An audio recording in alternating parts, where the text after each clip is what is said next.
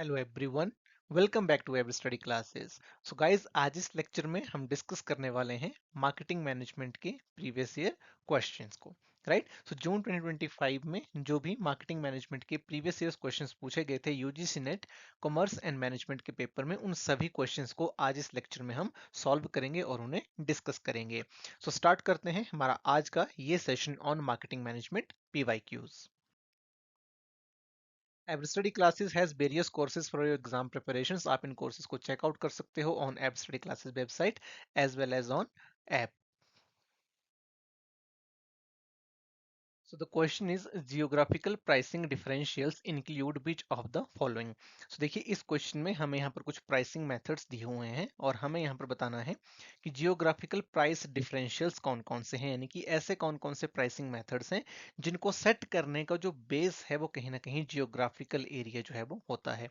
तो हमें यहाँ पर ऑप्शंस दिए गए हैं FOB फैक्ट्री प्राइसिंग यानी कि free on board factory pricing, zone pricing, loss leader pricing, postage stamp pricing and basin point pricing. तो देखिए, जो हमारी free on board factory pricing है ये एक जियोग्राफिकल प्राइसिंग है, क्योंकि यहाँ पर कंपनीज क्या करती हैं कि जब तक शिप नहीं हुआ है प्रोडक्ट, वहां तक की कॉस्ट को वो खुद बियर करते हैं, उसके बाद की जो सारी कॉस्ट है वो कस्टमर के ऊपर डाल दी जाती है।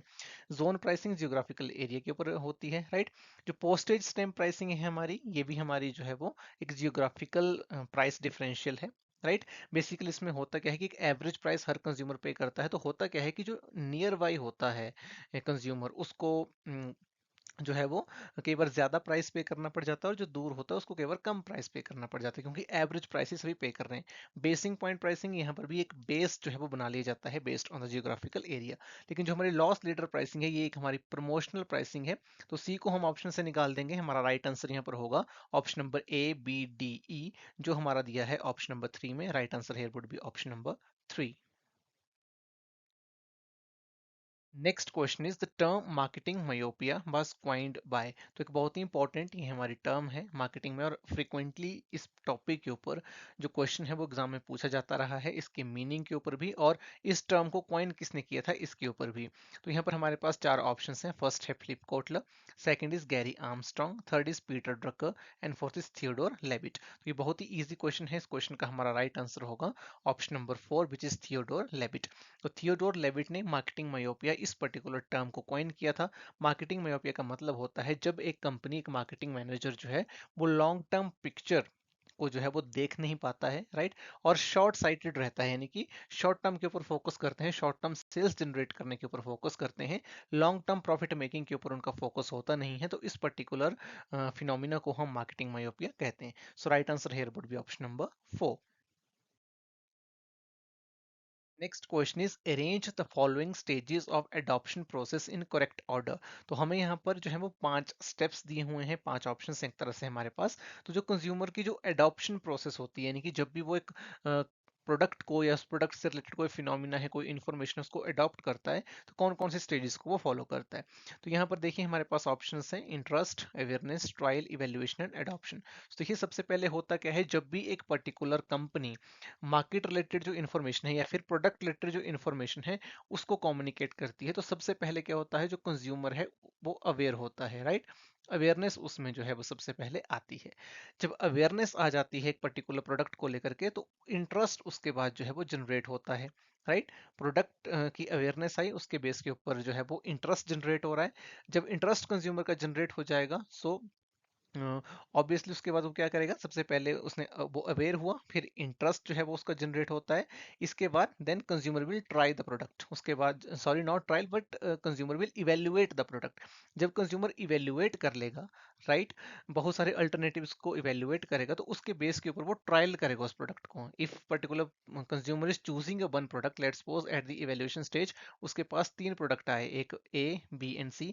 लेट्स सपोज उसने A को चूज किया, so now they are going to, consumers are going to try that particular product and अगर ट्रायल में उनको अच्छा लग जाता है, they will ultimately adopt the product। so हमारी राइट सीक्वेंस यहाँ पर हो रही है BADCE जो दी गई है हमारे ऑप्शन नंबर 4 में। Right answer here would be option number 4। Next question is arrange the following steps of new product development in sequential order. तो यहाँ पर न्यू प्रोडक्ट डेवलपमेंट जो प्रोसेस है उसको हमें सीक्वेंस में लगाना है, राइट। सो थोड़ा सा चेंज करके यहाँ पर इस प्रोसेस को दिया गया है। जनरली जो स्टेप्स हम बुक्स में पढ़ते हैं उससे हट करके थोड़ा सा यहाँ पर वर्डिंग को चेंज किया गया है। तो इस क्वेश्चन को हम यहाँ पर सॉल्व करेंगे।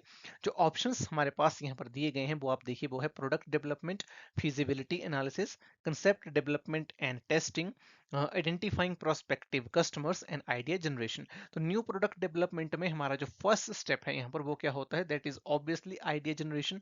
हम सबसे पहले आइडिया को जनरेट करेंगे, राइट। आइडिया अगर हमारा जनरेट हो गया है, अगर इस इन पर्टिकुलर जो हमारे यहाँ पर स्टेप्स दिए गए हैं इनके हिसाब से अगर हम देखें, सो आइडिया जनरेशन के बाद सेकंड हम क्या करेंगे, हम ये देखेंगे कि इस आइडिया को अगर हम लेके चलते हैं मार्केट में तो हमारे प्रोस्पेक्टिव कस्टमर्स कौन हो सकते हैं, who will buy our products, right. तो उसके बाद फिर जो कंसेप्ट हमने डेवलप किया है, हमें ये पता चल गया है कि हमारे प्रोस्पेक्टिव कस्टमर्स कौन हो सकते हैं। हम कंसेप्ट को डेवलप करेंगे, हम कंसेप्ट को टेस्ट करेंगे, राइट। फिर हम फिजिबिलिटी एनालिसिस करेंगे, जिसको हम कह सकते हैं कि एक तरह से मार्केट एनालिसिस हम करेंगे कि मार्केट में हमारे प्रोडक्ट को कौन खरीदने वाला है, हमारा ओवरऑल मार्केट क्या होगा, हमारी फाइनेंसिस हम कहाँ से लेकर के आएंगे, हमारी टेक्निकल चीज़ें क्या रहेंगी, टेक्निकल फिजिबिलिटी को हम चेक करेंगे। तो फिजिबिलिटी एनालिसिस होगा और एंड में हमारा जो प्रोडक्ट है उसको हम डेवलप करेंगे। सो ये हमारी प्रोसेस रहेगी based on these steps E, D, C, B and A. और ये दी है हमारे यहाँ पर ऑप्शन नंबर 3 में, E, D, C, B, A. So right answer would be option number 3।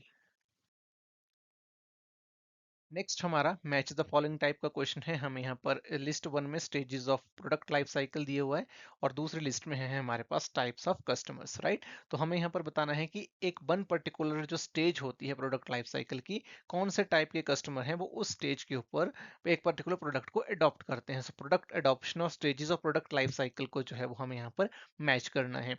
So introduction की अगर हम बात करें, जब एक पर्टिकुलर प्रोडक्ट इंट्रोडक्शन स्टेज में होता है, नया नया प्रोडक्ट है मार्केट में, नया नया उसको लॉन्च करा गया है, तो उस केस में अगर हम देखें, जो इनोवेटर्स होते हैं वो उस पर्टिकुलर प्रोडक्ट को अडॉप्ट उस टाइम पर करते हैं, राइट। जब ग्रोथ स्टेज पे के ऊपर एक पर्टिकुलर प्रोडक्ट आता है, जो अर्ली अडॉप्टर्स होते हैं they basically adopt the product, right. Maturity stage की बात करें तो यहाँ पर जो मिडिल मेजोरिटी है वो कंज्यूमर्स यहाँ पर प्रोडक्ट को अडॉप्ट करेंगे। और जब डिक्लाइन स्टेज के ऊपर एक प्रोडक्ट आ जाता है तो जो लेगार्ड्स होते हैं, जो सबसे एंड में एक पर्टिकुलर प्रोडक्ट को यूज करते हैं, वो उस प्रोडक्ट को अडॉप्ट करते हैं।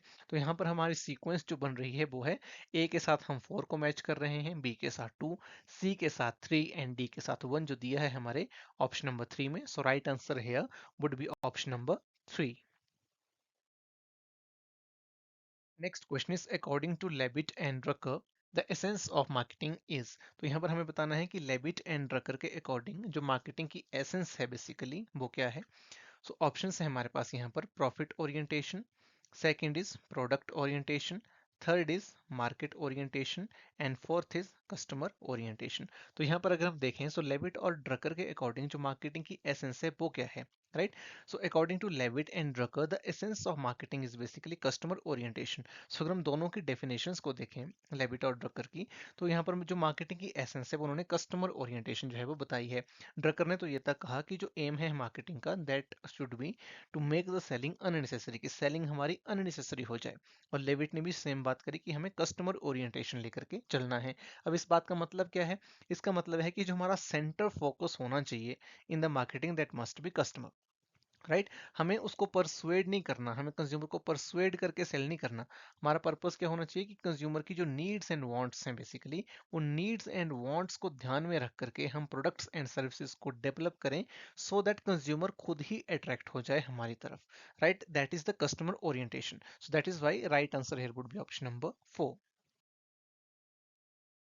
Next question is, which of the following methods belong to the category of demand और market based pricing? So demand और market based pricing जो है वो कौन कौन सी होती है वो हमें यहाँ पर बताना है इस क्वेश्चन में।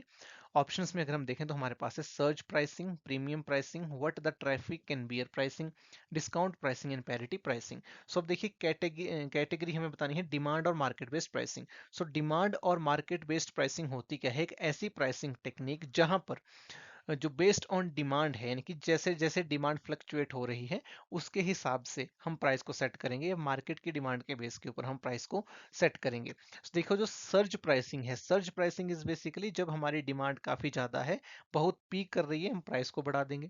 सर्ज प्राइसिंग इज डिमांड और market based pricing. Second is premium pricing. So premium pricing में हम करते क्या है, हम कंपटीटर से ज्यादा प्राइस जो है वो सेट करते हैं, तो कि हम ताकि हमारा जो प्रोडक्ट है वो प्रीमियम लगे। So this is also demand और market based pricing. Then what the traffic and bear pricing, again it is a demand और मार्केट बेस्ड प्राइसिंग, कि जो ट्रैफिक बियर कर सकती है, यानी कि बहुत ज्यादा डिमांड हमारे प्रोडक्ट की हो रखी है, उस टाइम पर जो कंज्यूमर बियर कर सकते हैं हम उस लेवल की प्राइसिंग को सेट करेंगे, राइट। तो ये जो है बेसिकली तीन जो हमारी प्राइसिंग है, ये डिमांड और मार्केट बेस्ड प्राइसिंग है, right. Discount pricing and parity based pricing ये हमारी इस क्राइटेरिया में नहीं आएगी। डिस्काउंट प्राइसिंग हमारी एक प्रमोशनल प्राइसिंग है, और पैरिटी प्राइसिंग में हम कंपटीटर्स के अकॉर्डिंग प्राइस सेट करते हैं, तो ये भी मार्केट बेस्ड और डिमांड बेस्ड प्राइसिंग नहीं है। सो इस क्वेश्चन का हमारा राइट आंसर होगा option number 3, which is A, B and C only.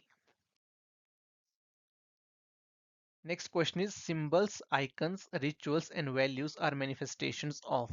तो हमें यहाँ पर बताना है कि जो सिंबल्स हैं, आइकन्स हैं या रिचुअल्स हैं, ये जो भी हमारी वैल्यूज हैं, वो किस चीज की मैनिफेस्टेशंस हैं, यानी कि कौन से फैक्टर के अंडर ये आते हैं, राइट।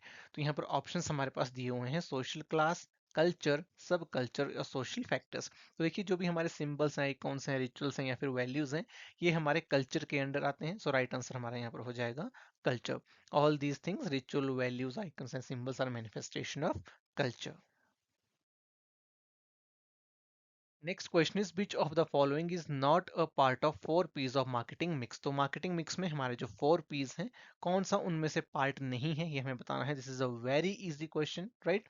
तो यहाँ पर ऑप्शंस अगर आप देखें, so this is product, price, place and producer services. So we all know कि जो मार्केटिंग मिक्स है उसके जो 4 P's होते हैं, those are product, price, place and promotion. So producer service उसका पार्ट नहीं है, सो हमारा राइट आंसर यहाँ पर हो जाएगा ऑप्शन नंबर 4।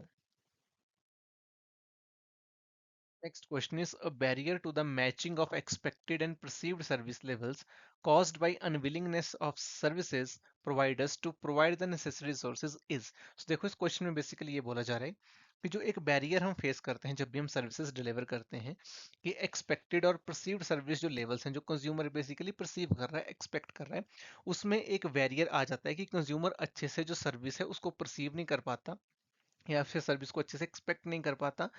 वो हो जाता है, क्यों होता है, क्योंकि जो सर्विस प्रोवाइडर्स हैं वो बिलिंग नहीं है, वो इंफॉर्मेशन जो नेसेसरी रिसोर्सेज हैं प्रोवाइड नहीं करवा पा रहे हैं टू द कंज्यूमर्स। तो इस बैरियर को हम क्या बोलेंगे? ऑप्शन है यहाँ पर misconception barrier, second is इनएडिक्वेट resources barrier, third is इनएडिक्वेट delivery barrier, and fourth is exaggerated promise barrier. तो इस पर्टिकुलर बैरियर को हम बोलते हैं इनएडिक्वेट रिसोर्सेज बैरियर। इसमें बेसिकली क्या होता है कि जो सर्विस प्रोवाइडर है वो नेसेसरी रिसोर्सेज प्रोवाइड नहीं करवा पा रहा है to the consumers regarding the service, इसकी वजह से एक बैरियर क्रिएट हो रहा है in the expected and perceived service levels, right. ये क्या हो सकता है कि नेसेसरी स्टाफ की रिक्वायरमेंट है, जो कंज्यूमर को समझाए वो आपके पास नहीं है, इन्फॉर्मेशन आप प्रोवाइड करवाना चाह रहे हैं प्रॉपर चैनल के थ्रू, प्रोवाइड नहीं करवा पा रहे हैं। सो जितने भी बैरियर्स हैं हमारे, ये इनएडिक्वेट रिसोर्सेज बैरियर्स होते हैं, कि हम रिसोर्सेज कंज्यूमर्स को नेसेसरी प्रोवाइड नहीं कर पा रहे हैं। Next question is arrange the steps of designing a distribution logistic system. तो हमें यहाँ पर सीक्वेंस में लगाना है डिस्ट्रीब्यूशन लॉजिस्टिक सिस्टम को डिजाइन करने के स्टेप्स को, राइट। तो यानी कि जब भी हमें एक डिस्ट्रीब्यूशन लॉजिस्टिक सिस्टम को डिजाइन करना है, तो कौन कौन से जो स्टेप्स हैं उनको हम फॉलो करेंगे, उनको सीक्वेंस में हम यहाँ पर लगाना है। तो सबसे पहले हम क्या करेंगे, ऑब्वियसली अगर हमें एक डिस्ट्रीब्यूशन लॉजिस्टिक सिस्टम बनाना है, सबसे पहले हमें पता होना चाहिए हमारे ऑब्जेक्टिव्स क्या हैं, राइट। तो यहाँ पर हमारा फर्स्ट ऑप्शन क्या हो जाएगा, articulating the distribution objectives and prescribing the minimum service levels to be ensured in product delivery। यानी कि सबसे पहले हमें पता होना चाहिए कि हमारा डिस्ट्रीब्यूशन ऑब्जेक्टिव क्या है, राइट। और हम मिनिमम सर्विस लेवल जो है वो प्रिस्क्राइब करेंगे, कि हमारे जो कंज्यूमर्स हैं उनको प्रोडक्ट डिलीवर करने के लिए मिनिमम सर्विस लेवल हमारा क्या होना चाहिए। जब हमारा ऑब्जेक्टिव सेट हो जाएगा, तो second step here would B, हम ये फाइंड आउट करेंगे कि जो कस्टमर्स हैं और जो हमारे चैनल्स हैं वो बेसिकली हमसे चाहते क्या हैं, what actually they want, right, in the product delivery, right. Then हम यहाँ पर चेक करेंगे कि जो हमारे कंपिटिटर्स हैं वो क्या कर रहे हैं, वी हैव टू एंश्योर कि हमारे कंपिटिटर्स क्या कर रहे हैं, we have to be best in the market, right. और उसके लिए हमें ये जानना होगा कि हमारे कंपिटिटर्स क्या कर रहे हैं। जब कंपिटिटर्स का हमें पता चल जाएगा what they are doing, based on that we will optimise our overall distribution logistic system. तो जो भी हमारा कॉस्ट है और जो भी कॉस्ट सर्विस एक टसल होती है, यानी कि हमारी कॉस्ट भी कम आनी चाहिए और सर्विस भी बेस्ट होनी चाहिए। तो इसके बीच जो एक बैलेंस हमें क्रिएट करना है उसको हम ऑप्टिमाइज करेंगे, जो हमारा सिस्टम है उसको हम ऑप्टिमाइज करेंगे उसके हिसाब से। And based on that we will provide some flexibility in the system, so that based on the changes in the business environment हमारा जो सिस्टम है, जो डिस्ट्रीब्यूशन सिस्टम है, उसमें भी हम चेंजेस जो है वो ला पाएं। लास्ट हमारा आ जाएगा ई। सो BADCE, ये हमारी राइट सीक्वेंस होगी जो है हमारे ऑप्शन नंबर 4 में। Right answer here would be option number 4। Next question is arrange the following steps of wire decision making. So wire decision making के स्टेप्स को हमें यहाँ पर सीक्वेंस में लगाना है। बहुत ही इजी ये क्वेश्चन है एंड फ्रिक्वेंटली आस्क्ड क्वेश्चन है एग्जाम्स में। तो देखिए यहाँ पर सबसे पहले हमारा कौन सा स्टेप आता है, the first step in the consumer decision making process is the need recognition. First of all एक कंज्यूमर को अपनी नीड को रिकॉग्नाइज करना है, प्रॉब्लम को रिकॉग्नाइज करना है, that what kind of product और सर्विस दे वांट। जब नीड रिकॉग्नाइज हो जाएगी, हमारा जो सेकंड स्टेप है that would B information search. हम उसके बाद इंफॉर्मेशन सर्च करेंगे, right.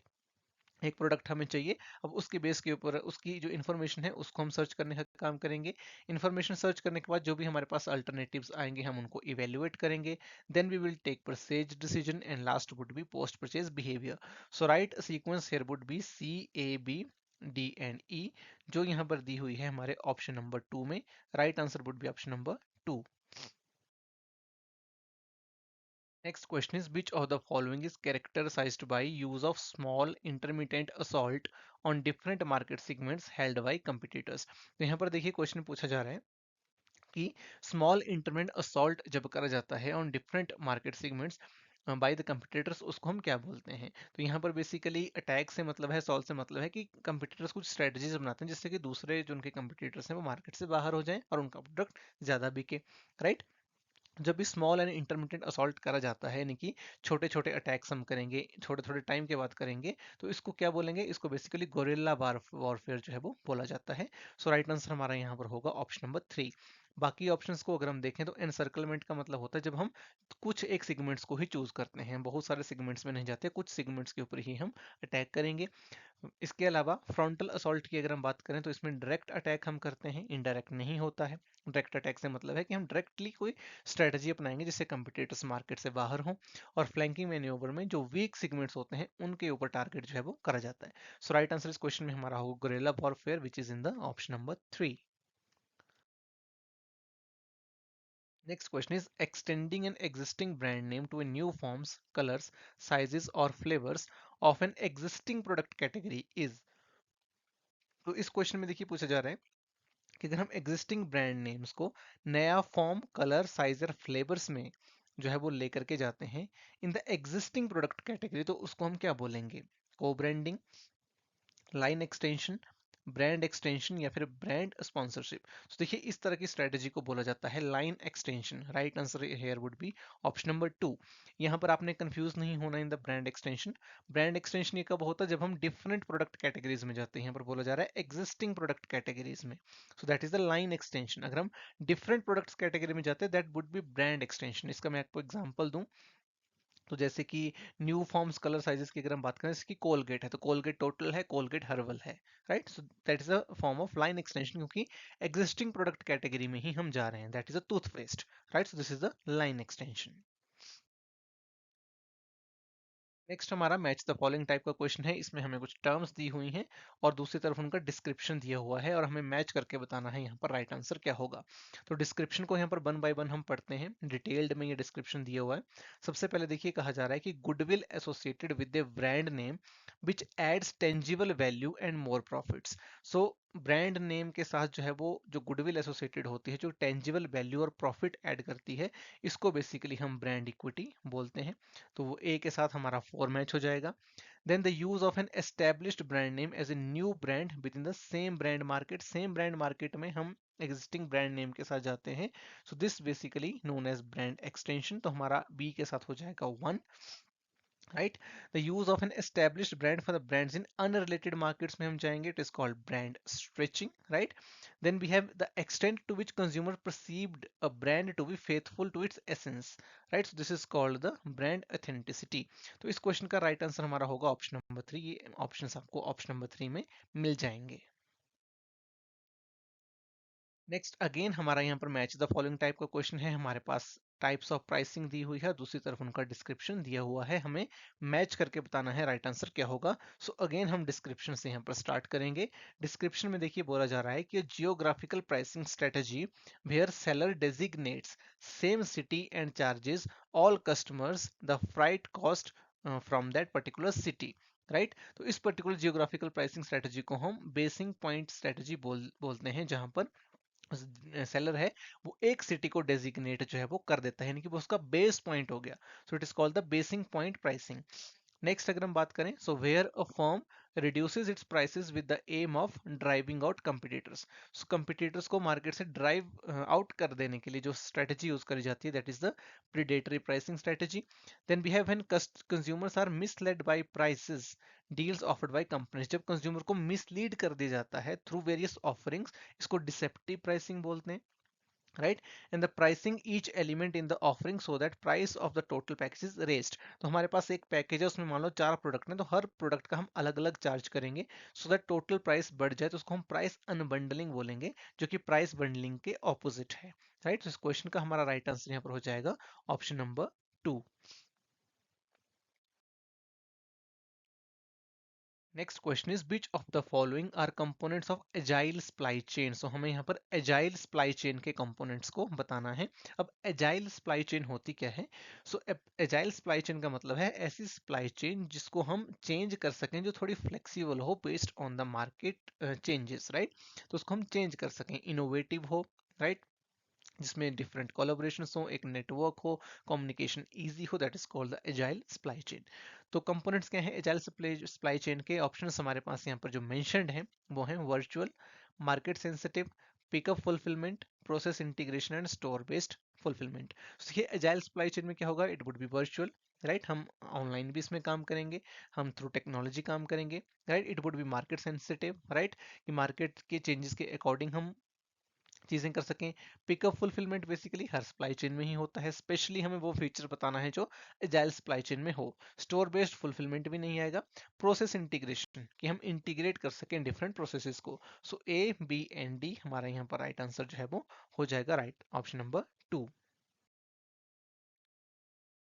Next question is encouraging customer switching to a brand is. तो जब हम एडवर्टाइजिंग करते हैं और या हम कोई प्रमोशन करते हैं, तो उस टाइम पर जब हमारा फोकस होता है कि हम कस्टमर स्विचिंग को एनकरेज करें, तो वो कौन सी हमारी स्ट्रैटेजी होती है?